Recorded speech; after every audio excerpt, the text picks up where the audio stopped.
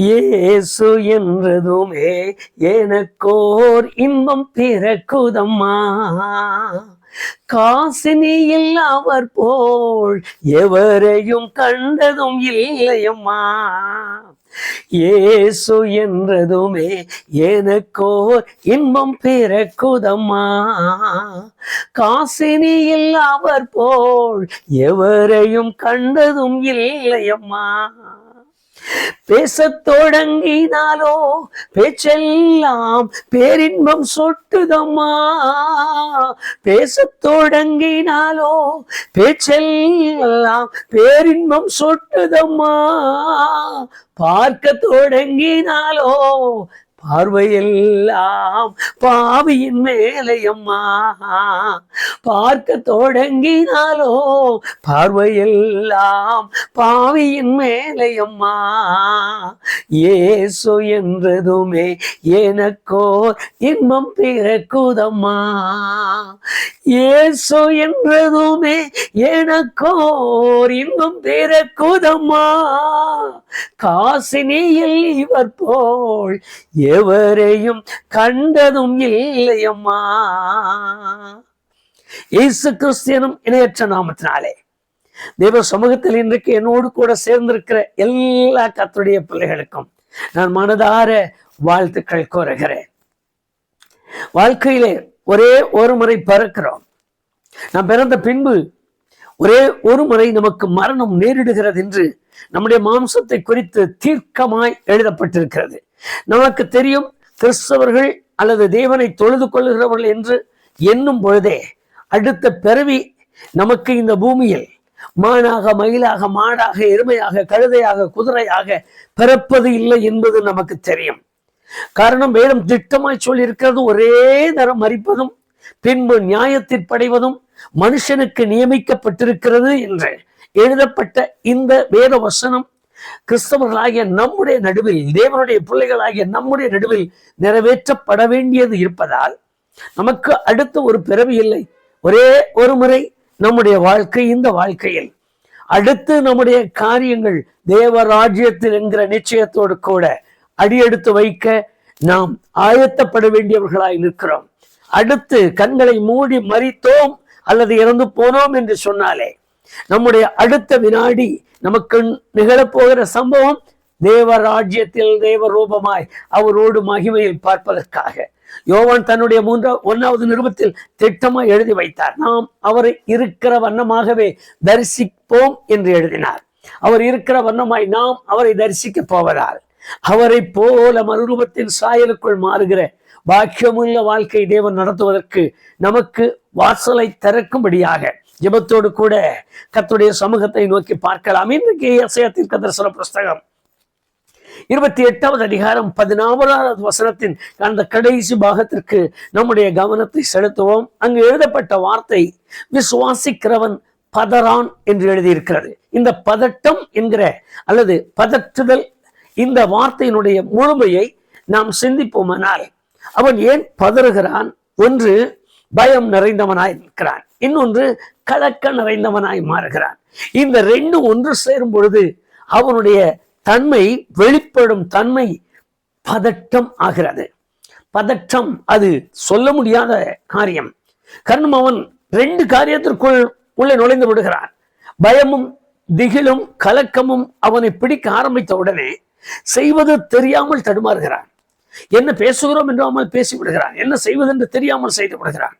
இது மனுஷனுடைய குணங்களில் அல்லது மனுஷனுடைய மாம்சத்தோடு ஒன்றித்த ஒரு காரியம். ஆனால் வேத வசனத்தில் தேவன் தம்முடைய பிள்ளைகளுக்கு திட்டமாக தெளிவாக சொல்லுகிற காரியம், ஒரு மனிதன் தேவனை விசுவாசித்தால், இன்னும் இயேசுவை விசுவாசித்தால், பரிசுத்த ஆவியானவர் மேல் நம்பிக்கையுள்ளவனாய் மாறிவிட்டால் அவனுடைய அனுபவங்கள் பதட்டம் இல்லாததாய் இருக்கும் என்று எழுதியிருக்கிறதாம். இருக்க வேண்டும் என்பதல்ல, இருக்கும். பதட்டம் இருக்காது, பதட்டம் இருக்கக்கூடாது என்பது தேவனுடைய நோக்கம். அவன் விசுவாசித்திருப்பதால் பதறி ஒரு காரியத்தை அவன் பேசப் போவதில்லை.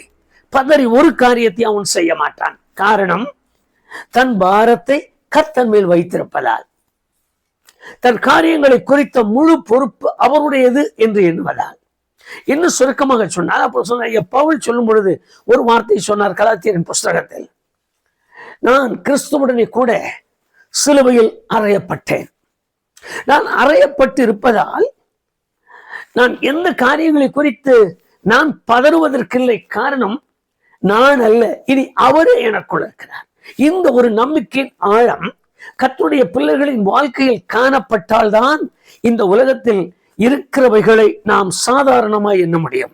இல்லாவிட்டால் நம்முடைய அனுபவங்கள் விசுவாசி விசுவாசி என்று சொல்வதிலே மனம் பதறி வார்த்தை சொல்லுவோம், மனம் பதறி பெதட்டுவோம், மனம் பதறி பெதாட்டுவோம். எனக்கு தெரிந்த ஒரு அருமையான கர்த்தருடைய மனுஷனை தெரியும். அவருக்கு ஏறக்குறைய 6-7 பெண் பிள்ளைகளாகவே பிறந்தார்கள். ஒரே ஒரு ஆண் மகன் பிறந்தான்.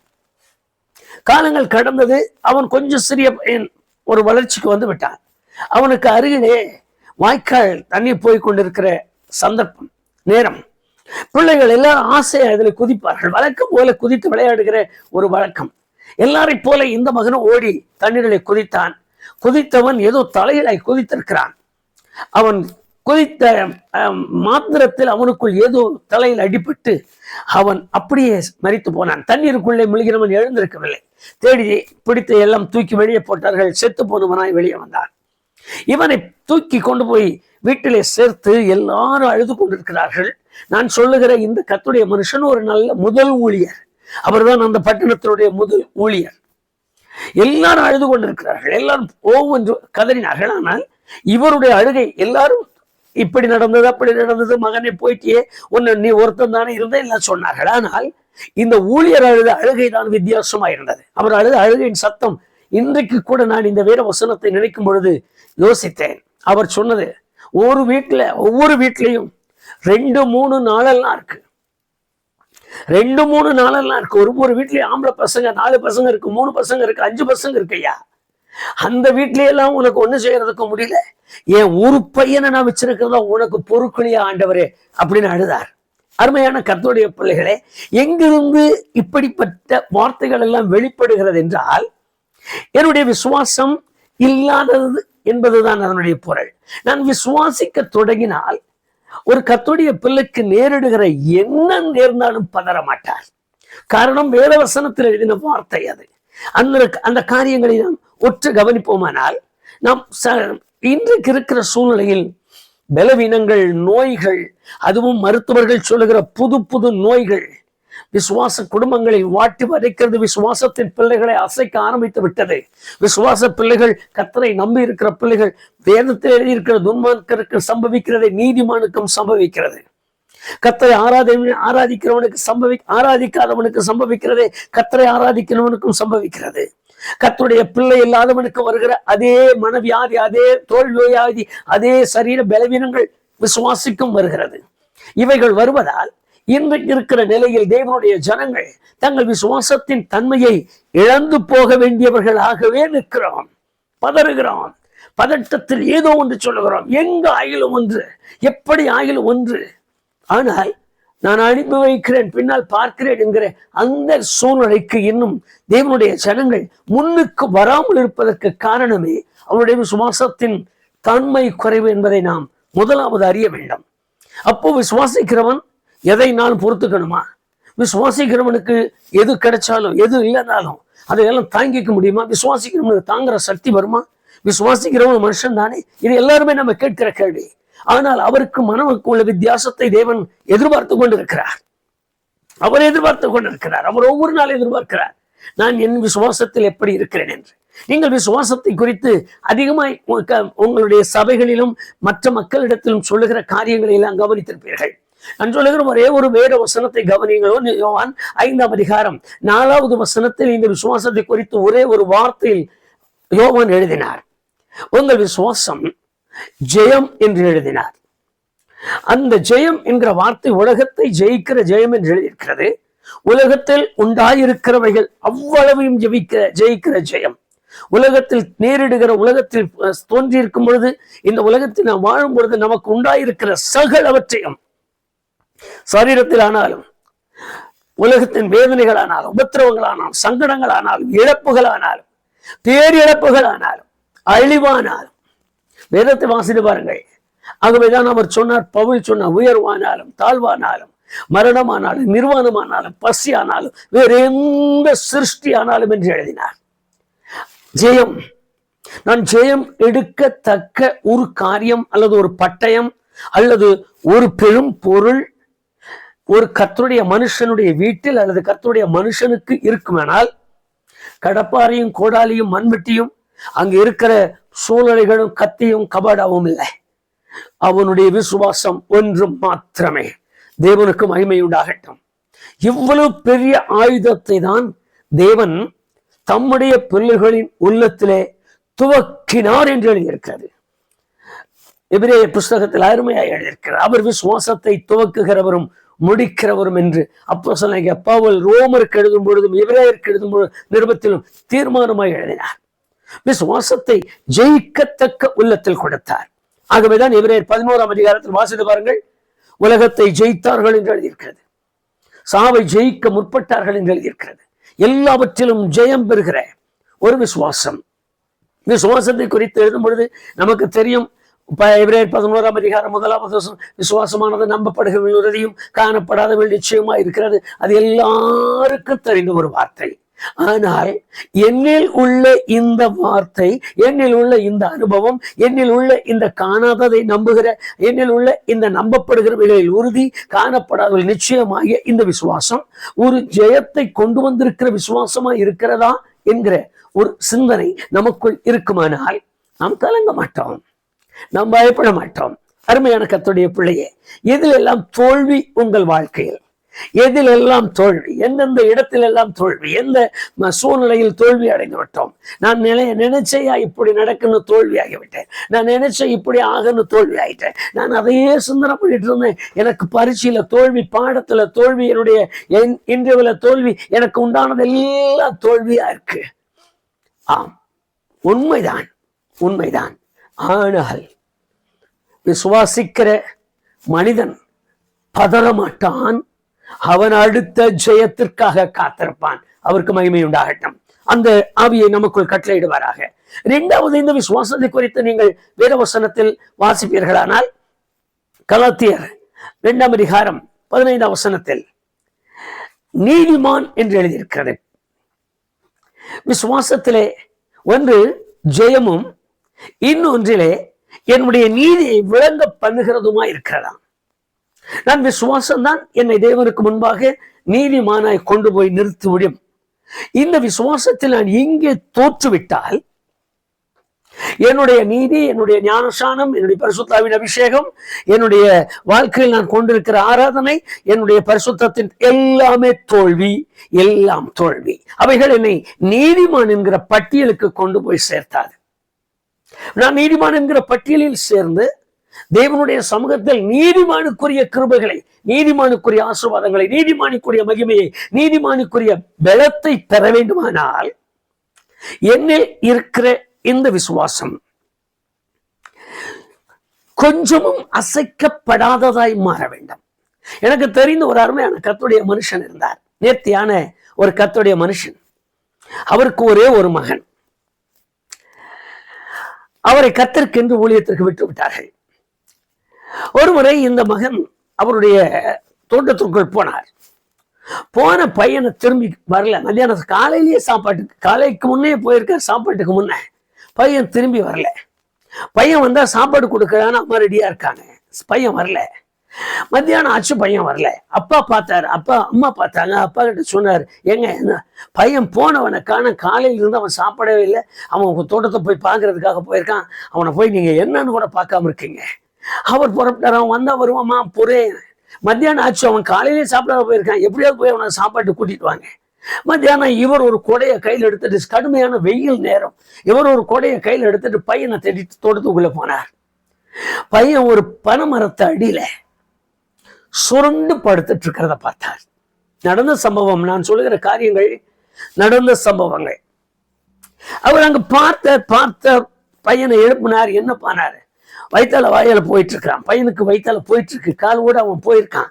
அவங்க காலை அலம்புறது கூட அவனுக்கு வழி இல்லாத ஒரு சூழ்நிலையில அப்படியே பிறண்டு கிடக்கிறான். அப்பா பார்த்தார், வீட்டுக்கு போலாண்டான்னு கூப்பிட்டார். அவருக்கு அவனை தூக்க முடியாது, வயதான காலம். அவனை பிடிச்சி தூக்கி கொண்டு வர முடியாது. பார்த்தா எந்திரிப்பா போலானாரு, நடக்க முடியாது, பேச முடியாதுங்கிற மாதிரி ஒரு சூழ்நிலை. ரொம்ப தளர்ந்துட்டான்.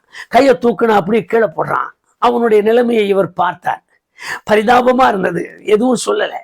பக்கத்துல இருந்த ஒரு பண ஓலையை தூக்கி பையன் மேல போட்டார், நிழலுக்காக போட்டுட்டு அங்கே நின்றுட்டு சொன்னார், நான் உங்களுக்கு கொடுத்துருக்கேன் ஆண்டவரே, பையனை உங்களுக்கு கொடுத்துருக்கேன், உயிரோட கொண்டு வந்தீங்கன்னா உங்களுக்காக, இல்லாவிட்டா அவன் எனக்காகனா நீங்க வேற மாதிரி தான் செய்யணும், உங்களுக்காக வேணும்னா அவனை உயிரோட கொண்டு வாங்கன்னு சொல்லிட்டு வந்துட்டார். அவர் வீட்டுக்கு கூட உட்கார்ந்தார். பையன் எங்க வரேன்னு சொல்லியிருக்காம அங்க போயிருக்கான், வரான். அவர் சொல்லி முடிச்சுட்டாரு. அம்மா ஒரு பதில், அம்மா பையன் வரணும்னு பார்த்துட்டு இருக்காங்க. இந்த பெரியவர் சொன்னது போலவே அந்த பையன் எந்த பண ஓலையை தூக்கி அவன் மேல போட்டாங்களோ அதே பண ஓலையை எடுத்து இவன் நிழலுக்கு பிடித்து கொண்டு வீடு தேடி வந்தான். கர்த்தருக்கு மகிமை உண்டாகட்டும். எல்லா நாளும் இப்படி நடக்குது ஐயா, அன்னைக்குதான் நடந்தது, இன்னைக்கு அது நடக்குமா? என் பையன் ஆஸ்பத்திரில இருந்து வெளியே வந்துருவானா? என் பையன் ஐசியூ வார்டுல இருந்து வெளியே வந்துருவானா? என் பையனுக்கு இந்த வியாதி, இப்படி நோய் இருக்குன்னு சொல்லிட்டாங்க, இந்த நோயை சுகமாக்கிடுவாரா? அவர் கொண்டு என்னை காட்டிடுவாரா? நான் சொல்லுகிற காரியங்கள் உண்மைதான். நம் கேள்வி கேட்கிறது உண்மைதான். நம்முடைய உள்ளத்தில் தோன்றுகிற எண்ணங்கள் உண்மைதான். இப்படி எல்லாம் எண்ணக்கூடாது, பேசக்கூடாது என்றெல்லாம் சொல்லவில்லை. ஆனால் ஒன்றை நான் மறந்து விடக்கூடாது. நான் எனக்குள் தேவன் கொடுத்திருக்கிற விசுவாசம் என்னை நீதிமானாய் அவருக்கு முன்பாக நிறுத்த வேண்டும் என்பதற்காக எனக்குள்ளே எதிர்பார்த்தவராய் கொடுத்திருக்கிறார். என்னை கேட்டுக்கொண்டிருக்கிற அன்பு சகோதர சகோதரி, விசுவாசம் விசுவாசம் என்று நான் வாயில் பேசுவதல்ல. என் விசுவாசத்தின் தன்மை என்னை தேவனுக்கு முன்பாக என் வார்த்தையில் கூட குறை உண்டு என்று சொல்லக்கூடாத அளவிற்கு அவர் என்னிடத்தில் எதிர்பார்க்கிறார். நான் அந்த எதிர்பார்ப்பை காண்பிக்கிறவனாய் மாற வேண்டுமா? நான் மூன்றாவது, சீக்கிரமா அந்த காரியங்களை யோசிப்போம். மூன்றாவதாக ஆபகுக்கு 2ஆம் அதிகாரம் 4வது வசனத்தை வாசித்து பாருங்கள். ஒரு விசுவாசம் ஒரு மனிதனை பிழைக்க வைக்கிறது என்று எழுதியிருக்கிறது. விசுவாசத்தினாலே நீதிமான் பிழைப்பான் என்று எழுதியிருக்கிறது. ஒன்று அவனுக்கு ஜெயம் கொடுக்கிற அனுபவம், மற்றொன்று அவனை நீதிமானாய் தேவனுக்கு முன்பாக நிறுத்துகிற ஒன்று. அவன் நீதிமானாய் நின்ற பின்பு அவனை முழுமையாய் பிழைக்க வைக்கிற விசுவாசம்.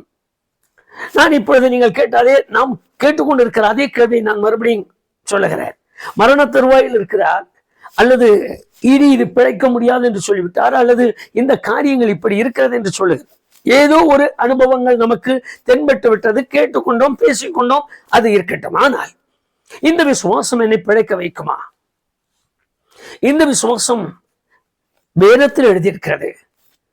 கட்டாயமா இந்த விசுவாசம் பிழைக்க செய்கிற விசுவாசம். காரணம், நான் தேவனுக்கு முன்பாக சாட்சியாய் விளங்க பண்ணுவதற்காக அவர் என்னை எப்படி நடத்தினாலும் பிழைக்க வைப்பார் என்கிற இந்த விசுவாசத்தின் ஆழம் எனக்குள்ளும் என் குடும்பத்திலும் ஆழமாய் பதிய வேண்டிய கட்டாயம் உண்டு. ஆகவேதான் வேதத்தில் எழுதியிருக்கிறது, விசுவாசிக்கிறவன் பதறான். மகனை குறித்து, மகளை குறித்து, வேலையை குறித்து, வாழ்க்கையை குறித்து, வாழ்க்கையின் கண்ணோட்டத்தை குறித்து, இனி நடக்க போகிற கடன்நிலையை குறித்து, இனி அனாதையாய் நிற்க போகிற சூழ்நிலைகளை எல்லாம், கண்கள் எதிர் முன்பு வருகிறவைகளை எல்லாம் கண்டு பதறான். அவைகளுக்கு முன்பாக நின்று தன்னுடைய பிழைப்பை நடத்துவதற்கு அவன் போதுமானவனாய் மாறுகிறான். ஆகவேதான் மத்தேயு சுவிசேஷம் 17ஆம் அதிகாரம் 20வது வசனத்தை வாசித்து பாருங்கள். அங்கு கடுகளவு இருந்தாலே போதும் என்கிற ஒரு வார்த்தையை சொல்லி முடித்தார். இப்பதான் நான் யோசிக்க வேண்டியதா இருக்கு. நான் ஜெயம் பெறுவதற்கு, நான் நீதிமானாய் மாறுவதற்கு, நான் பழித்திருப்பதற்கு எனக்கு இந்த கடுகளவாகிலும் கேள்வியை நீங்க தான் சொல்லிக்கணும். நம்மளே கேள்வியை கேளுங்க, இது ஆகிலும் எனக்கு உண்டா? வேத புஸ்தகத்தில் எழுதி இருக்கிறது. 21வது அதிகாரம் மத்தேயு சுவிசேஷம் 21வது வசனத்தை வாசித்து பாருங்கள். 22வது வசனத்தையும் வாசித்து பாருங்கள். ஒன்று சந்தேகப்படாமல் என்கிறது அதற்குள்ளாக எழுதப்பட்ட வாக்கியம். மற்றொன்று எதை கேட்டாலும் அவர் செய்வார் என்கிற வார்த்தை ஒன்று. இந்த ரெண்டு வார்த்தையும் ஒன்றோடு ஒன்று பின்னி இருக்கிறது. கடுகளவு அது எவ்வளவும் சந்தேகம் இல்லாமல், மற்றொன்று எதை கேட்டாலும். இந்த மூன்று காரியங்களையுமே நாம் சிந்திக்க தொடங்கி யோசிக்க தொடங்கி ஆண்டவரே என்று கூப்பிட தொடங்கினாலே இவைகள் நாம் இருக்கிற நிலையை நமக்கு காண்பிக்கும். விசுவாசியாய் இருக்கிறேன் என்று சொல்லுகிற அநேகர் விசுவாசத்தோடு நடத்தி கொண்டிருக்கிற கிரியைகள் எவைகள் என்று எண்ணி பாருங்கள். தோல்வியானவைகள், உலகத்திலிருந்து உண்டானவைகள், உலகத்தோடு இணைந்திருப்பவைகள். எப்ப செய்றீங்க? அது எங்க பழக்கம், எதுக்கப்ப இப்படி நடத்துனீங்க, இது முறைமுறையா செய்துட்டு வர்றோம், இது வேதம் அனுமதிக்கிற காரியம் இல்லையே, அது என்ன அவங்க எல்லாரும் அப்படி சொல்லும் போது அப்புறம் நான் ஒண்டி மட்டும் அப்படின்னா என்ன? உங்களுக்கு புரியணும் நான் நினைக்கிறேன். நான் சொல்ற காரியத்தை விரிவாக்குவதற்கு இந்த சூழ்நிலைகள் எனக்கு போதாது. நான் சொல்ற காரியங்களை அப்படி மனதிற்குள் கொண்டு வாருங்கள். எழுதின காரியங்களும் செயல்பட்ட காரியங்களையும் இது போல செய்றீங்க. இது ஒரு கர்த்தருடைய பிள்ளையா இருந்துகிட்டு இப்படி எல்லாம் நம்ம செய்யலாமா? அந்த வார்த்தைக்கு அவங்க சொல்ற பதில் என்ன செய்யலாம்? அப்புறம் இதையெல்லாமா நம்ம நிறுத்த முடியும்? ஒரு அடுத்த பதில், இப்படி செய்யக்கூடாது இல்லை, இப்படி செஞ்ச அது செய்யாம போன நாளைக்கு ஏதாவது ஒண்ணு நடந்தா இதையே குறைய சொல்லுவாங்கல்ல. யாருக்கு யார் உபதேசம் பண்ணுகிற காலம், யாருக்கு யார் கற்றுக் கொடுக்க வேண்டியது? நான் கர்த்தருடைய பிள்ளையா இருக்கிறேன். நான் இன்னொருவருக்கு இந்த விசுவாசத்தை கற்றுக் கொடுக்க வேண்டிய நான் இன்னொருவர் சொல்லுகிறதை கேட்டு அடங்கி ஒடுங்கி உட்கார்கிறேன். இது பழக்கம், இது எங்கள் பரம்பரை சூழ்நிலை, இது இப்படி செய்ய வேண்டியது முறை. இந்த முறையெல்லாம் நான் சொல்லி கொடுத்துட்டு இருக்கேன். இந்த முறையெல்லாம் விசுவாசிகளாய கர்த்தருடைய ஜனங்கள் வேடிக்கையாய் செய்கிற காரியங்கள். இது எல்லாம் அப்படி இது இவ்வளவு காரியங்கள் இருக்கணும். அதுவும் இந்த திருமணம்னு ஆரம்பிக்கிட்ட விசுவாச திருமணம் அங்க அப்படியா கொஞ்சம் கவனிச்சுங்க. அதே போல இந்த திருமண சாவு ஒண்ணு இருக்கு. கிறிஸ்தவர்கள் வீட்டுக்குள்ளே நடக்கிற சாவு, அந்த காலத்துல நடந்ததுக்கு இப்ப நடக்கிற காரியங்கள் எல்லாம் அப்படி கொஞ்சம் கவனிச்சுருங்க. அந்த சாவுக்கு பின்னால அதுவுமே வேண்டாம், ஒரு பொண்ணு வயசுக்கு வந்தா பழைய போதும். இன்னுமே வேண்டாம், ஒரு குழந்தை பிறந்து அந்த குழந்தை சும்மா விடுவாங்களான்னு பாருங்க. மூக்க குத்துற எத்தனை கிறிஸ்தவ குடும்பம், காது குத்துற எத்தனை கிறிஸ்தவ குடும்பம் பையனுக்கு ஏன்னு சொன்னா மூணாவது பையனுக்கு மூக்க குத்தாம போனா அது அப்படியே வளரும். இது எங்கிருந்து முளைக்கிற காரியம்? யார் யாருக்கு சொல்லிக் கொடுக்கிற பாடம்? இவைகளெல்லாம் சற்று நான் ஆழமாய் கவனிக்கணும். ஆண்டவர் எனக்கு செய்யலைங்கிற கோபம் இல்லை, ஆண்டவர் எனக்கு செய்யல, ஏன் கர்த்தரின் சத்தத்தை கேட்கல, ஆண்டவர் இதையெல்லாம் செய்யக்கூடாது, அவர் வல்லமையுள்ள தேவன் இல்லையா நான் கேட்கறதுக்கு இல்லை. காரணம் எனக்கு அவரா சொல்லிட்ட கடுகளவு இருக்கா போதையா உனக்கு கடுகளவு இருந்தாலே போதும். அதுல இன்னும் சொல்றார், எதை கேட்டாலும் செய்வேன், எதை விசுவாசத்தோடு கேட்டாலும் செய்வேன். இவ்வளவு காரியங்கள் நம்ம இருக்க நம்மை குறித்து அவர் கேட்கிற ஒரு கேள்வி, நீ விசுவாசிக்கிற விசுவாசியா இருந்தால் உனக்கு வருகிற உபத்திரவங்கள், சோர்வுகள், பலவீனங்கள், சங்கடங்கள், பிரச்சனைகள், கடன் தொல்லைகள், வருகிற சர்ம வியாதிகள், தோல் நோய்கள், நம்முடைய சரீரத்தில் உண்டான எல்லா தொல்லைகள், நம் குடும்பத்தில் உண்டான தொல்லைகள், பிசாசின் அந்தரங்க கிரியைகள், மாந்திரிக சக்திகள், இன்னும் எத்தனை பிரச்சனைகள் என் கண்களுக்கு முன்பு காணப்பட்டாலும் நான் பதறேன். கர்த்தருக்கு மகிமையுண்டாகட்டும். பதறாத ஒரு வாழ்க்கையை தேவன் இந்த விசுவாசத்தில் உள்ளடக்கி நம் உள்ளத்திற்குள்ளாக அதை உருவாக்கி வைத்திருக்கிறார். என்னை கேட்டுக்கொண்டிருக்கிற எனக்கு அருமையான கர்த்தருடைய பிள்ளையே, உங்கள் விசுவாசத்தின் தன்மை என்ன? உங்கள் விசுவாசத்தின் நிலை என்ன? ஒரு நிமிஷம் உங்களை கையில் எடுத்து சிந்தித்து பாருங்கள். நான் ஆண்டவரை விசுவாசிக்கிறேன் முழுமையாய், நான் ஆண்டவரை விசுவாசிக்கிறேன் சந்தேகம் இல்லாமல், நான் ஆண்டவரை விசுவாசிக்கிறேன் குறையற்றவனாய், நான் ஆண்டவரை விசுவாசிக்கிறேன் அவர் குறையான காரியங்களை சொல்லாதவனாய், நான் ஆண்டவரை விசுவாசிக்கிறேன் உபத்திரவத்தோடு, நான் ஆண்டவரை விசுவாசிக்கிறேன் நெருக்கத்தோடு, நான் ஆண்டவரை விசுவாசிக்கிறேன் போராட்டத்தோடு, நான் ஆண்டவரை விசுவாசிக்கிறேன் இன்னும் பொறுமையோடு. வாய் திறந்து என் வார்த்தையை நான் சொல்ல முடியுமா? இந்த ஒரு அனுபவத்தில் நீங்கள் உங்கள் கால்களை சரியாய் ஊன்றி பாருங்கள். உங்களை கைவிடுவதும் இல்லை, உங்களை அவர் விட்டு விலகுவதும் இல்லை. இன்னும் சுருக்கமாய் சொன்னால், அவர் சொன்னதை செய்யும் அளவும் அவர் தூங்குவதும் இல்லை, உறங்குவதும் இல்லை. அவருக்கு மகிமை உண்டாகட்டும். அவர் உங்கள் நிமித்தமாய் காரியத்தை நிறைவேற்றி முடிக்கும் வரைக்கும் உங்கள் விசுவாசத்தை கனம் பண்ணி உங்கள் விசுவாசத்திற்கு ஏற்ற பலனை உங்களுக்கு தரும் வரைக்கும் ஒரு விஷயத்திலும் உங்களை விட்டு அவர் தூரம் போக மாட்டார். வேதத்தை வாசித்து பாருங்கள். 28வது அதிகாரம் ஏசாயா தீர்க்கதரிசன புஸ்தகம் 16வது வசனத்தில் மறுபடியும் ஒரு முறை அதை நினைவிற்கு கொண்டு வாருங்கள். விசுவாசிக்கிறவன் பதறான். நோயோடு, பலவீனத்தோடு, சங்கடத்தோடு படுக்கையிலே நின்று கொண்டிருக்கிற, அல்லது இன்னும் கலக்கத்தில் நின்று கொண்டிருக்கிற, வாழ்க்கை முழுவதும் உடைந்த நொந்த உள்ளத்தோடு வாழ்ந்து கொண்டிருக்கிற எனக்கு அருமையான தெய்வ பிள்ளையே, இயேசு கிறிஸ்து வெளியேறிய நாமத்தினாலே இந்த விசுவாசத்தை கற்றுக்கொண்டு ஆமேன் அவருக்காக வாழும்படி ஒப்பு கொடுத்து தண்ணீரில் மூழ்கி ஞானஸ்நானம் பெற்று பரிசுத்தாவின் அபிஷேகம் பெற்று வாழ்கிறேன் என்று நிச்சயத்திருக்கிற கர்த்தருடைய பிள்ளையே, உன் விசுவாசத்தை இன்னும் உறுதிப்படுத்தி பரலோகத்தின் தேவனை நோக்கிப்பார். பதற வேண்டாம், உள்ளம் உடைந்து நொறுங்க வேண்டாம், உடைந்து நொறுங்கி கதற வேண்டாம். வார்த்தைக்கு வார்த்தை, வார்த்தைக்கு வார்த்தை பேசி ஏன் இயேசுவே ஏன் இப்படி இல்லை, பதறாமல் உட்கார்ந்து பாருங்கள். ஒரே ஒரு தாய் தன் மகனை சாக கொடுத்து தன் மேல் வீட்டிலே படுக்க வைத்து தீர்க்கதரிசியை தேடி ஓடினாள். வழியிலே எந்த காரியத்தையும் சொல்லல. புருஷன் கேட்கிறான், என்ன அவசரம் உனக்கு அவ்வளவு? ஒரு வார்த்தையில ஒன்றும் இல்லைப்பா, நீங்க உங்க வேலையை பாருங்க, நான் பார்த்துக்கிறேன். அந்த வார்த்தைகளை எல்லாம் நீங்கள் கவனித்து பாருங்கள். அவள் எவ்வளவு பதறாதவளாய் கடந்து போனாள் என்று.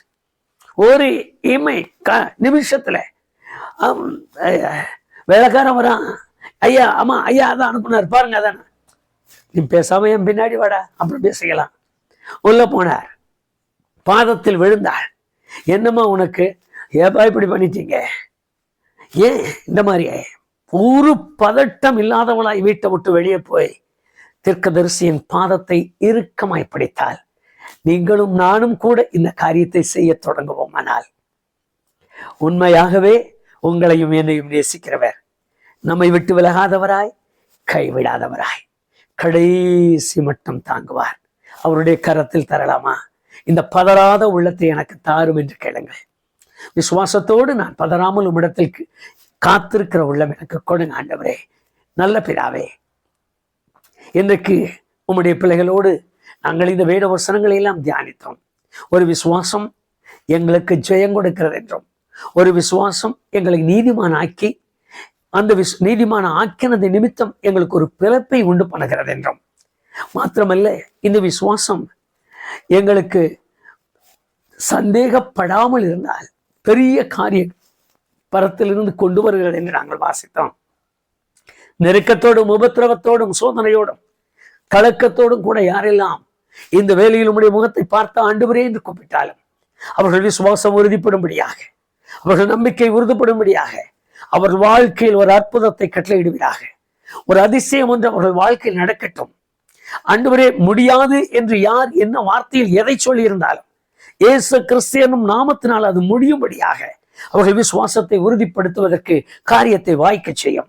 தீராது என்று எது சொல்லி இருந்தாலும், ஆகாது என்று எது சொல்லி இருந்தாலும், இனி அவ்வளவுதான் என்று யார் வாயிலிருந்து எப்படிப்பட்ட முடிவு வந்திருந்தாலும் இந்த நிமிஷத்தில் ஆண்டவருடைய பிள்ளைகள் பலன் கொள்ளத்தக்கதாக அவர்களை பார்த்து ஒரு வார்த்தை சொல்லும், ஆகும் என்று சொல்லும். அது அப்படியே ஆகும் என்று சொல்லும். போகலாம், உன் குமாரன் படைத்திருக்கிறான் என்று சொன்னது போல, நீ விசுவாசிக்கிறபடி உனக்கு ஆகட்டும் என்று சொன்னது போல, உம்முடைய வாயிலிருந்து உம்முடைய பிள்ளைகளை பார்த்து ஒரு நல்ல வார்த்தை உண்டாகட்டும். அவர்கள் அங்கலாய்ப்பை நீர் மாற்றித்தாரும், துக்கத்தை மாற்றித்தாரும், கண்ணீரை துடைத்தரணும்.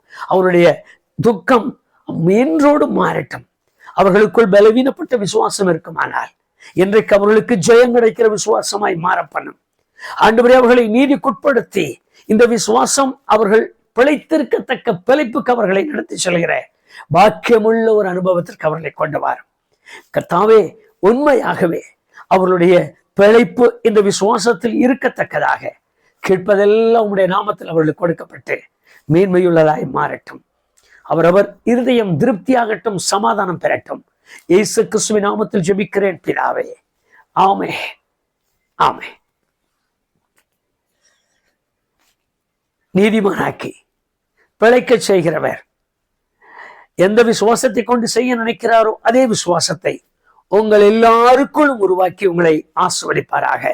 ஆமென் ஆமென்.